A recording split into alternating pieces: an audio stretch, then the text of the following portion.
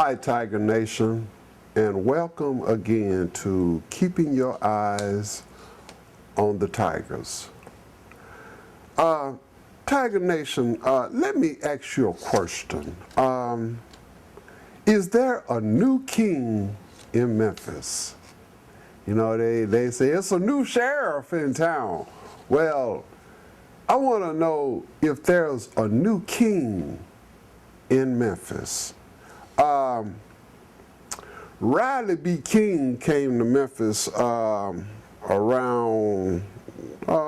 back in the 30s and the 40s and everything. He came from Indianola, Mississippi. And after he got up here to Memphis, he got on the world famous radio station WDIA, and he became a disc jockey down there, and he got to shooting, singing commercials and stuff like that. But also he was performing down on Beale Street also. So he got the name Beale Street Blues Boy, and later on they just cut that down to B.B. King. And B.B., I'll say, was the first king of Memphis. Then a few years later, another fella from Mississippi, he was really from Tupelo, Mississippi. Now, if you don't know where Tupelo is 1 mile below one below. But anyway, this fella came to Memphis, and his name was Elvis Aaron Presley. You know, they say that his family moved up here when he was about the age of 13. And in 1954, which was just a year after I was born, he went down to Sun's Records, and he wanted to record a song for his mother's birthday. And from there, he got his start. And that became, Elvis became the king of rock and roll. And he was from Memphis. So that's two kings in the music field that we got that's from Memphis that were kings. Then, long come this fella, you know, they say that he got his start basically around music as well. I really don't know nothing about that, but you know, they say that he was a disc jockey. They didn't even give the radio station that he was on here in Memphis and everything. But they say he was a disc jockey, and this fella, which was a wrestling promoter, came to him and was trying to get some publicity for wrestling. So this fellow, which name was Jerry Lawler, told him, if you give me free wrestling training, I'll give you free publicity on the radio. So he got started with that, and you know, I don't know just, you know, how well that went, but then I do know on Saturday mornings, I would be watching our local wrestling on Saturday mornings. You know, wrestling back when I was a kid coming up, wrestling was one of the biggest things that was around here in Memphis. We used to go down to what was called then the Ellis Auditorium on Mondays, and we would watch live wrestling, and then they had studio wrestling on Saturday mornings, always 11 o'clock on Saturday mornings, and I had to sit and watch wrestling with the world's biggest wrestling fan that it was. That was my mama. My mama introduced me to wrestling when I was a little boy, a little bitty boy. She carried me to a Monday night wrestling, and all them folks was hooping and hollering around me, and got me scared, and my mama was hollering, and my mama said, I just jumped and threw my hand over her mouth and told her, you shut up. And, you know, everybody got to laughing. But anyway, that's enough about me. But Jerry Lawler got his start right here in Memphis, Tennessee, in the wrestling arena here. And Jerry became the world's heavyweight king champion in wrestling. So, you know, that's 3 kings that we've got that has come from Memphis. You know, I'm quite sure there was a lot of other little fellows or so that came along, you know, that wanted to call themselves king or something like that. You know, our former point guard that played Joe Jackson, they say Joe Jackson had King of Memphis tattooed across his chest. You know, but is there another king in Memphis? There's a little fella, I won't say little fella, but there's a fella that came from Collierville, Tennessee. He played high school basketball at Briarcrest Christian School.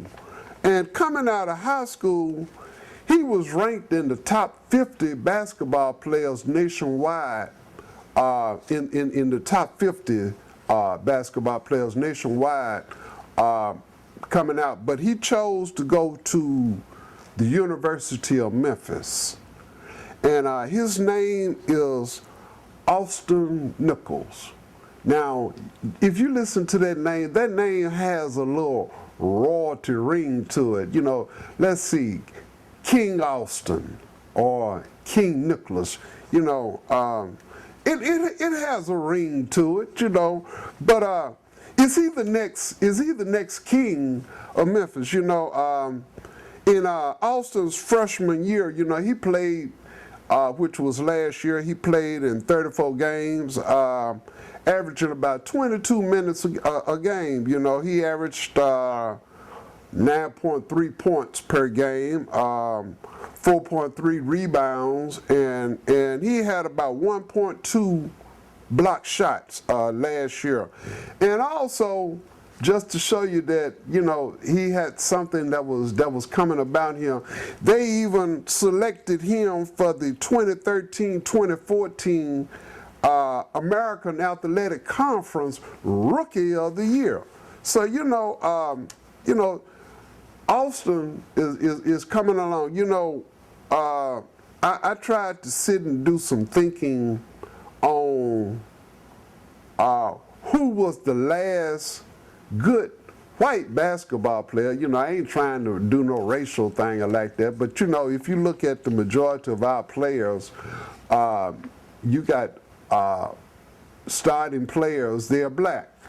And the only poor little white fella that we got, he sits on the bench. And that's basically the way that's been all along. But the last good basketball player that we had playing for the University of Memphis was back,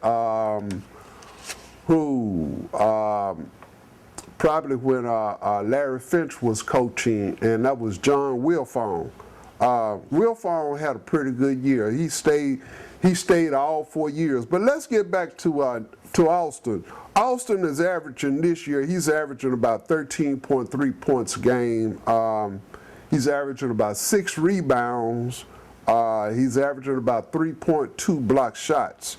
You know, and Austin is having a great season. He really didn't start this season off because he had been banged up in preseason development. You know, Coach said it was, as a matter of fact, it was a whole lot of folks that was injured coming into the start of the season.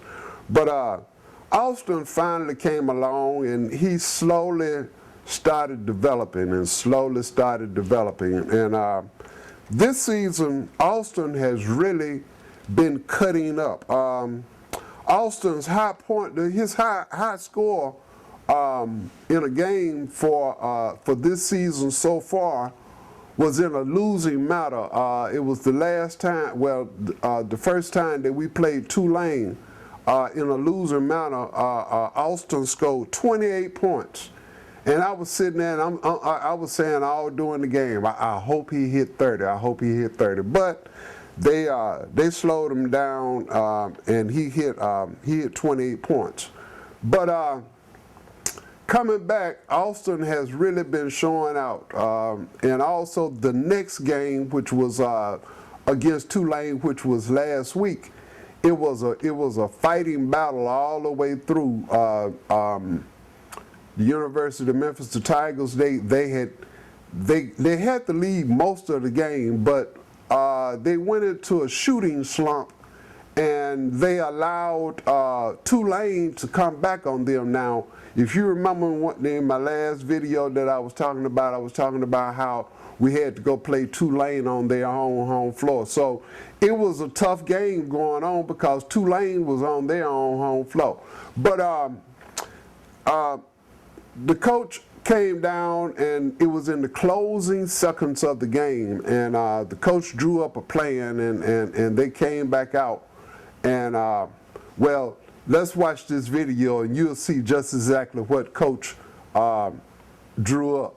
Johnson has struggled a little bit with pressure. He's not your prototypical type great point guard with the ball in his hands.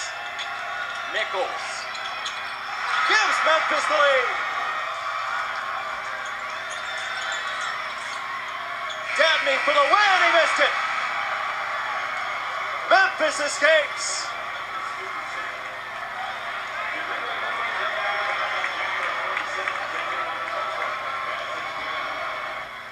Well, they went to the well. They went to their moneymaker on the box, Austin Nichols, and he delivered. And Josh Pastner, well schooled how to play the final possession, understanding. Let's go to Austin Nichols. And they've gone to him all night long, and Austin Nichols has done a really good job all night long of understanding when to go and when not to go with the double team. And just a little simple play here, just on the pick and roll, he slipped the screen. They gave it to him on the baseline, and it wasn't really by design, but he attacked when he found an angle. Austin Nichols scored the final 6 points tonight for the Memphis Tigers, who go to 5-3 in the American. Tulane drops to 4-4.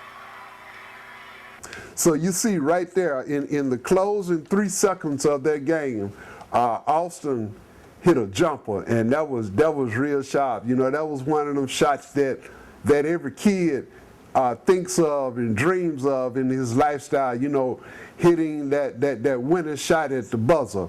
And we beat Tulane. We beat Tulane that game 57-55. And so our next game that we came along, Austin still cutting up, you know. We played East Carolina. Now, I'll say this game was a blowout earlier this week. And we beat them 70-58. It seems a little close, but to me, it was really still a blowout. And Austin cut up. Austin had 21 points, 5 rebounds, and 2 block shots. So, you know, he did wonderful. And also Burrows and Nick King. Nick King came off the bench, and Nick had a good game.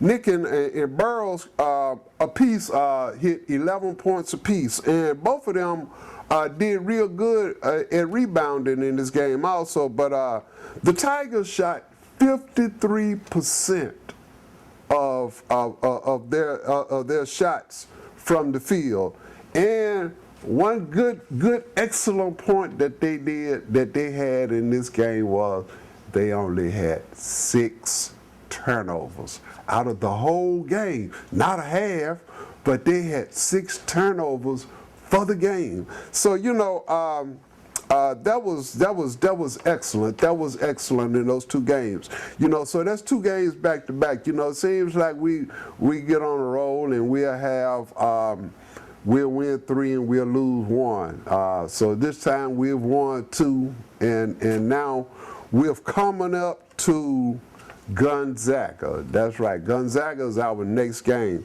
Gonzaga is ranked number 3 in the polls. So, you know, this is going to be a real tough game. And I'm not exactly sure. I can't remember, but it ought to be pretty equal as far as win and lose in losses between the Tigers and Gonzaga since we have started this series of games going on.